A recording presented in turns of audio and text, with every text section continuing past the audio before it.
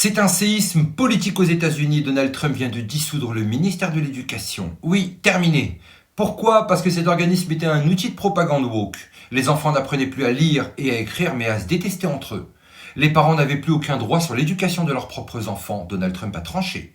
Son décret historique impose la fermeture du ministère de l'Éducation, l'interdiction des théories woke dans les écoles publiques et le retour de l'autorité parentale sur l'éducation. Les parents reprennent le contrôle, l'idéologie dégage. L'Amérique protège ses enfants, mais en France, pourquoi cette décision est un coup de tonnerre? Depuis des décennies, l'État profond utilise l'école comme une arme. La théorie critique de la race. Les enfants blancs doivent s'excuser d'être nés blancs.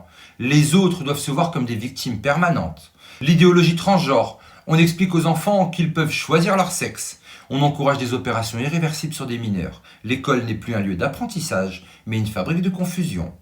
Le résultat? Une jeunesse déconnectée du réel, des générations manipulables et dépendantes du système, une explosion des troubles mentaux et identitaires. Trump a compris que c'était une attaque contre la civilisation, il a dit stop. Son message est clair, l'éducation appartient aux parents, pas aux idéologues.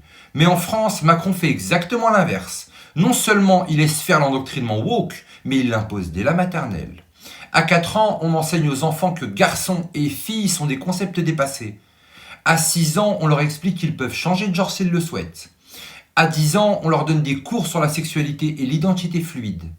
Et si un parent refuse, l'État peut lui retirer l'autorité parentale. Un enfant de 6 ans ne peut pas choisir son repas à la cantine, mais il peut décider qu'il est une fille et prendre des bloqueurs d'hormones. Des médecins lancent l'alerte, les transitions médicalisées sur mineurs explosent, les traitements hormonaux détruisent le développement naturel et beaucoup de jeunes regrettent, mais c'est trop tard.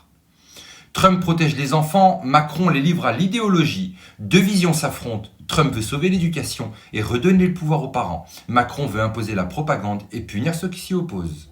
Jusqu'où il y aura cette folie et qui aura le courage de dire stop? Dites-moi en commentaire si vous pensez que l'école doit éduquer ou endoctriner. Partagez cette vidéo pour réveiller les consciences, mais surtout n'oubliez pas, on n'est clairement pas au bout de nos surprises.